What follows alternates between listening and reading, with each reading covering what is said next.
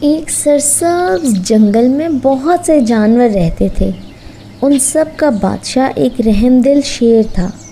شیر سب کا بہت خیال رکھتا تھا اور ہمیشہ انصاف سے کام لیتا تھا۔ ایک دن شیر کو کسی شکاری نے گولی مار کر ہلاک کر دیا۔ سب جانور شیر کی موت پر بہت افسردہ ہوئے اور سوچنے لگے کہ اب کسے اپنا بادشاہ بنائیں۔ انہوں نے آپس میں مشورہ کیا کہ زرافہ کو اپنا بادشاہ بنا لیتے ہیں، اس کی گردن لمبی ہے، وہ ہمیں خطرے سے جلدی آگاہ کر دیا کرے گا۔ زرافہ بولا، یہ ٹھیک ہے کہ میری گردن لمبی ہے، مگر میں اس کی وجہ سے اکثر درختوں میں پھنس جاتا ہوں، جس سے مجھے بہت تکلیف کا سامنا کرنا پڑتا ہے، اس لیے میں بادشاہ بننے سے معذرت چاہتا ہوں۔ زرافہ کا انکار سن کر سب جانور ہاتھی کی جانب دیکھنے لگے۔ خرگوش نے ہاتھی سے کہا، آپ ہمارے بادشاہ بن جائیں، آپ تو جنگل کے سب سے طاقتور اور بڑے جانور ہیں۔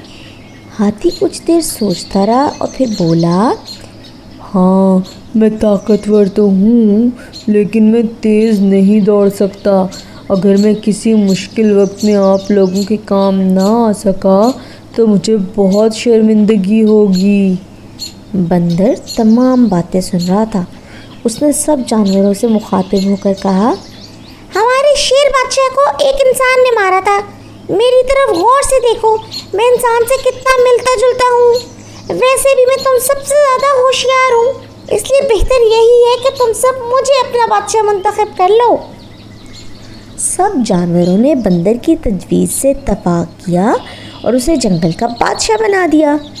بادشاہ بنتے ہی بندر نے جانوروں سے بدتمیزی کرنا شروع کر دی۔ وہ سارا دن سویا رہتا تھا، کوئی جانور اس کی ٹانگیں دباتا تو کوئی اسے مزے مزے کی چیزیں کھانے کے لیے لا کر دیتا تھا۔ لومڑی کو یہ سب بہت برا لگتا تھا۔ ایک دن اس نے بندر سے کہا، تم ظالم بادشاہ ہو، سب جانوروں سے بہت برا سلوک کرتے ہو۔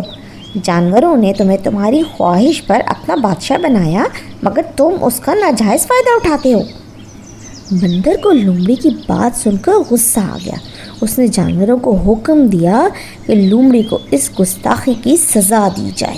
اس کا حکم ملتے ہی سب نے مل کر لومڑی کی خوب پٹائی کی۔ لومڑی نے بھی بندر سے بدلہ لینے کا فیصلہ کیا۔ ایک دن وہ بندر کے پاس آ کر کہنے لگی، اے جنگل کے بادشاہ، میں نے ایک جگہ بہت سے لذیذ پھل رکھے دیکھے ہیں، آپ یقیناً اسے پسند فرمائیں گے۔ بندر لومڑی کی باتوں میں آ گیا اور فوراً اس کے ساتھ چل پڑا۔ کچھ دور جا کر بندر کو بہت سے پھل پڑے دکھائی دیے۔ اپنے پسندیدہ پھل دیکھتے ہی بندر تیزی سے آگے بڑھا اور اپنی بھوک مٹانے لگا۔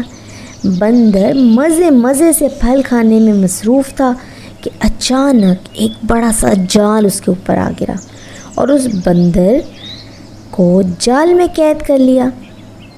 دراصل ایک شکاری نے جانوروں کو پکڑنے کے لیے پھلوں کا ڈھیر لگا رکھا تھا۔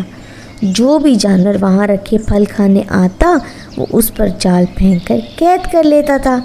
شکاری نے بندر کو بھی قید کیا اور اپنے ساتھ لے گیا۔